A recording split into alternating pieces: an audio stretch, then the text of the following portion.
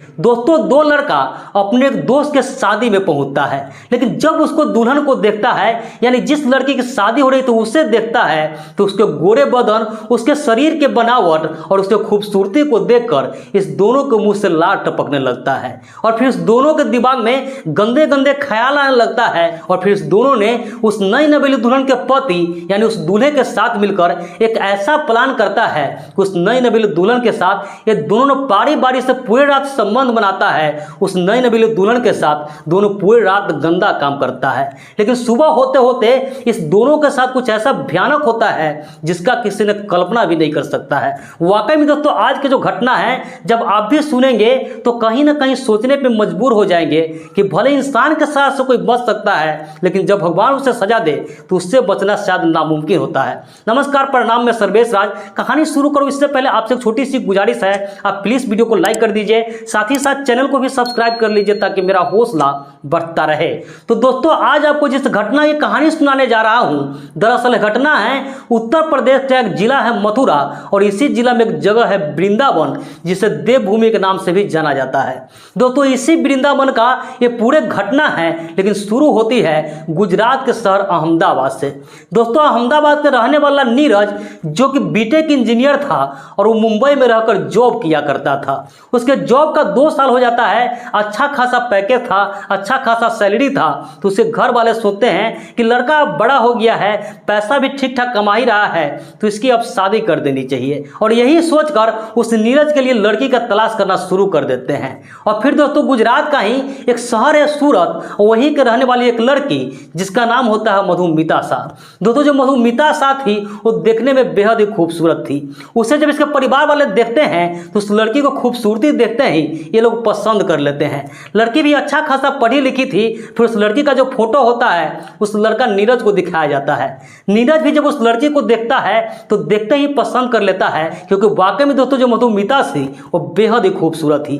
उसके खूबसूरती को देखकर शायद ही कोई लड़का होगा जो उसे इग्नोर कर सकता है। फिर दोस्तों, नीरज भी था, वो शादी के लिए हाँ कह देता है और उस लड़की से शादी तय कर दी जाती है। और आखिरकार दोस्तों, जब शादी का समय करीब होता है तो जो नीरज होता है बहुत सारे रिश्तेदारों को इनवाइट करता है और उसी में से अपने दोस्तों को भी इनवाइट करता है। दोस्तों, जो नीरज था वो बेंगलोर में रहकर पढ़ाई कर रहा था, तो वही बेंगलोर में ही इसे 2 लड़के से दोस्ती हुई थी। उसमें से एक लड़का था जिसका नाम था मनीष और दूसरा जो लड़का था उसका नाम था विशाल। दोस्तों, मनीष और विशाल था दोस्तों उत्तर प्रदेश के जिला लखनऊ का रहने वाला था। इस दोनों से पढ़ाई के दरमियान ही दोस्ती हुई थी, तो नीरज सोचता है कि इस दोनों को भी शादी में बुला लेते हैं। उस दोनों को भी फोन करता है, उसे इनवाइट करता है और उस दोनों ने सोचता है कि नीरज की शादी हो रही है, पढ़ाई के बाद हम लोग बहुत दिन बाद नीरज से मिलने वाले हैं, तो उसके शादी में जाने के लिए ये दोनों तैयार हो जाते हैं। और आखिरकार दोस्तों, जिस दिन नीरज की शादी होती है वो दिन दोनों शादी में शरीक होते हैं। और उसके शादी में जब पहुंचता है और नीरज के दुल्हन को देखता है तो उसके खूबसूरती को देखकर, उसके गोरे बदन, उसके शरीर को बनावट को देखकर ये दोनों के मुंह से लार टपकने लगता है। ये दोनों आपस में बात करता है कि यार नीरज की पत्नी कितनी खूबसूरत है, कहाँ नीरज और कहाँ इसका पत्नी। इसकी जो पत्नी मधुमिता है, मधुमिता के नाखून के बराबर भी ये नीरज नहीं है, लेकिन फिर भी नीरज का अच्छा खासा पैसा कमा रहा है, अच्छा खासा सैलरी है, इसी से शादी हो रहा है, नहीं तो मधुमिता इसे किस्मत में कहाँ थी।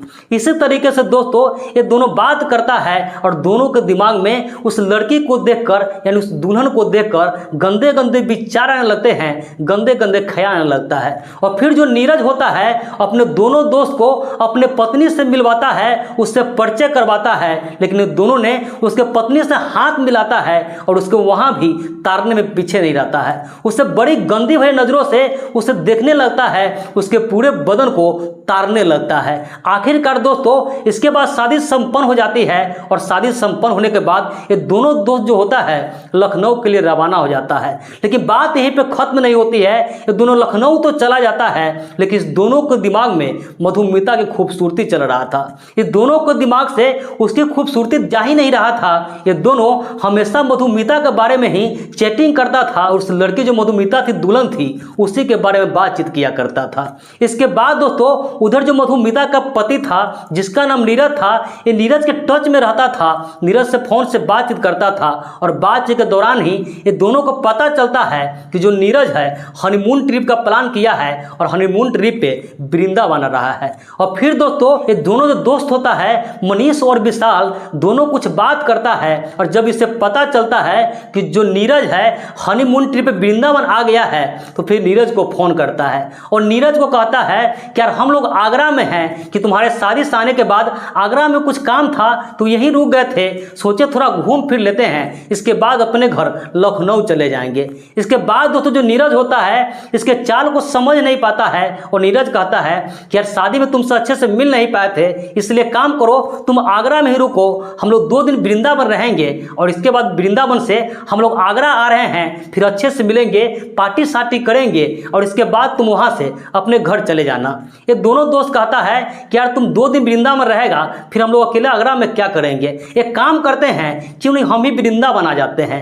फिर नीरज जो होता है वो कोई एतराज नहीं जताता है और फिर दोनों होता है मनीष और विशाल, जिस दिन नीरज वहां पहुंचता है उसी दिन वृंदावन पहुंच जाता है। दोस्तों वृंदावन जाने के बाद जो नीरज होता है वो तो पहले से एक होटल में कमरा ले रखा था, लेकिन इस दोनों को वहां पे कमरा नहीं मिलता है। फिर इस दोनों ने कहीं दूसरे होटल में कमरा लेते हैं और दोपहर के वक्त दोनों फ्रेश वगैरह होते हैं, फिर नीरज से मिलता है और इसके बाद दोस्तों बांके बिहारी का दर्शन के लिए निकल जाते हैं। ये चारों ने एक साथ वहां दर्शन करते हैं, देवभूमि घूम रहे होते हैं, लेकिन दोनों के दिमाग में वो जो लड़की होती है मधुमिता यानी दुल्हन होती है उसको लगातार तार रहे होते हैं।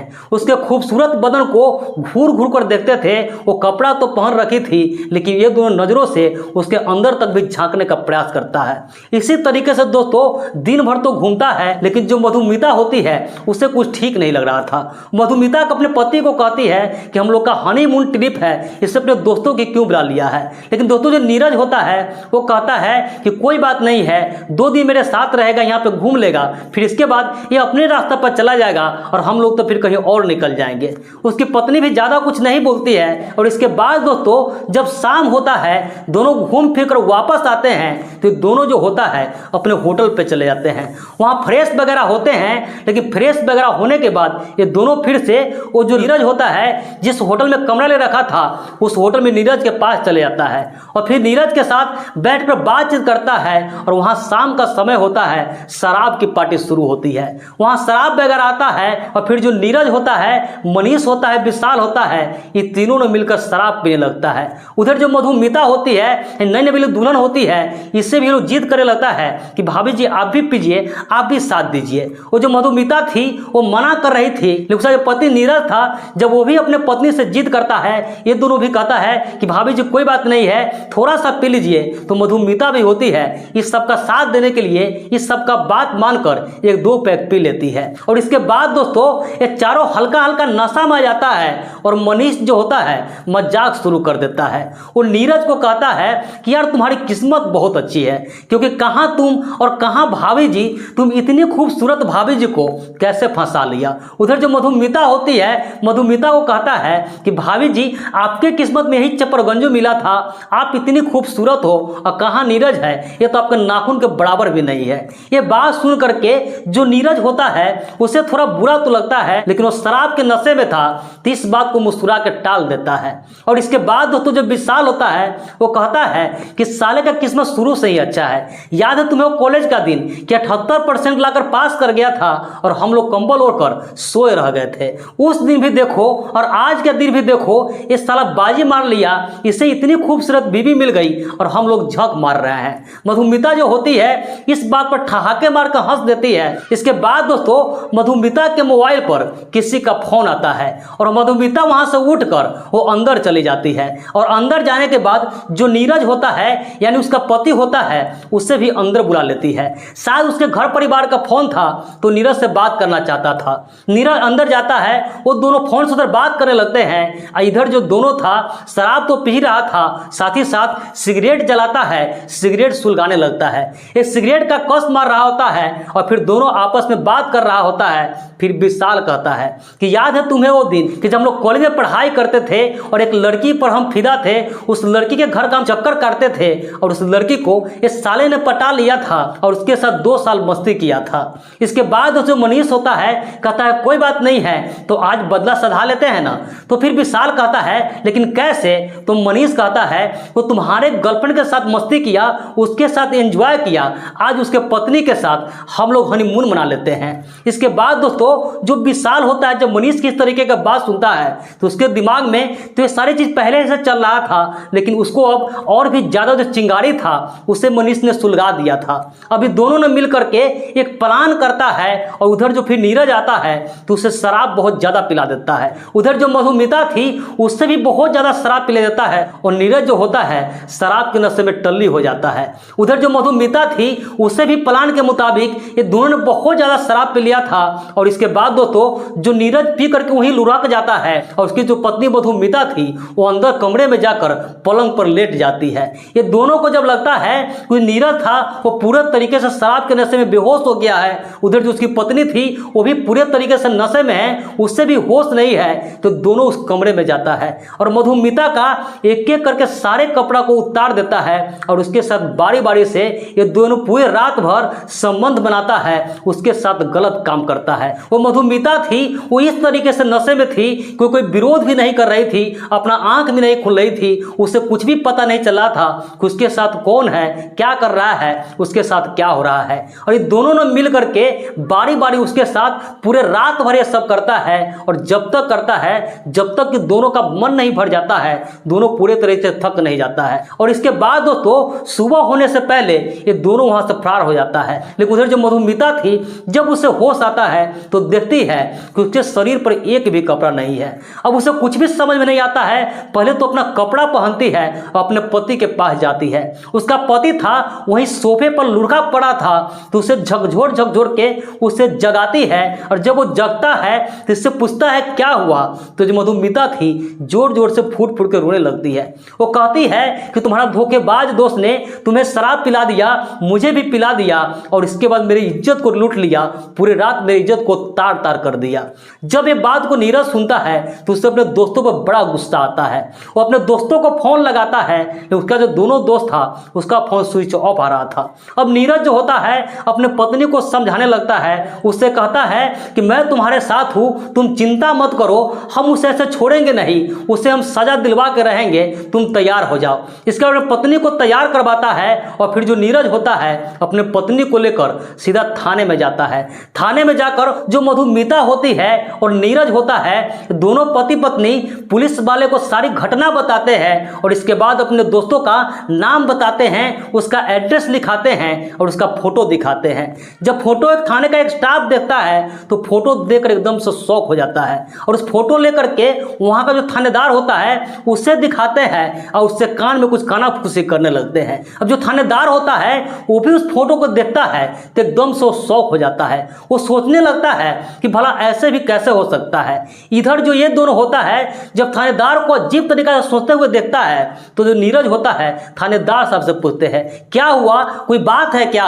तो थानेदार साहब कहते हैं कि मुझे समझ में नहीं आ रहा है कि आज ही सुबह 4 बजे के आसपास जो बाहर रिंग रोड है वहां पर एक गाड़ी का एक्सीडेंट हुआ था और जो टैक्सी का एक्सीडेंट हुआ था उसमें 3 लोग थे, एक ड्राइवर और 2 सवारी। ड्राइवर तो बच गया था लेकिन जो पीछे जो सवारी बैठा था वो दोनों के मौके पर ही मौत हो गई है और दोनों कोई और नहीं, जिसका तुम दोनों फोटो दिखा रहे हो वही मनीष और विशाल है। अब जैसे इस बात को लड़का नीरज सुनता है वो भी एकदम से शॉक हो जाता है। जो पुलिस वाले होते हैं उससे भी समझ में नहीं आ रहा था कि ये कैसे हो गया। कानून को सजा देने से पहले ही उसे ऊपर वाले ने सजा दे दिया। और वाकई में दोस्तों जब इस पूरे घटना की कहानी लोगों के बीच आती है तो हर कोई हैरान रह जाता है, हर कोई सोचने पे मजबूर हो जाता है कि वाकई में किसी ने सच ही कहा है कि इंसान के सजा से कोई भले ही बच सकता है लेकिन जब भगवान सजा दे तो उससे वो नहीं बच सकता है। वो जो दोनों लड़का था उसके किए का सजा पुलिस वाले से पहले ही भगवान ने दे चुका होता है। इसके बाद उसे नीरज होता है अपने पत्नी मधुमिता को बहुत समझाता है, उसे कहता है कि सारे चीज़ों को सपना समझ कर भूल जाओ, हम इस बात को कभी याद नहीं करेंगे, हम लोग नॉर्मल जिंदगी जिएंगे क्योंकि दोनों था उसे तो सजा मिल गई है, अब हम लोग कर भी क्या सकते हैं, इसलिए सारी चीज़ों को भूल जाओ और हम लोग आज से नई जिंदगी की शुरुआत करते हैं और अच्छे तरीके से जिंदगी जिएंगे। और फिर दोस्तों ये दोनों ने वापस अपने घर चले जाते हैं और इस सारी चीज़ों को भुलाकर नॉर्मल जिंदगी जीना शुरू कर देते हैं। तो दोस्तों इस पूरे घटना पर आपकी क्या राय है, आप क्या सोचते हैं हैं कमेंट करके जरूर बताइएगा। बाकी इस पूरे घटनाक्रम सुनाने का उद्देश्य किसी की भावनाओं को आहत करना नहीं था, किसी का भी दिल दुखाना नहीं था, बस समाज में इसी घटनाओं से केवल आपको जागरूक करना था, सतर्क करना था। तो मिलते हैं ऐसे किसी नेक्स्ट वीडियो में, जब तक के लिए जय हिंद, वंदे मातरम।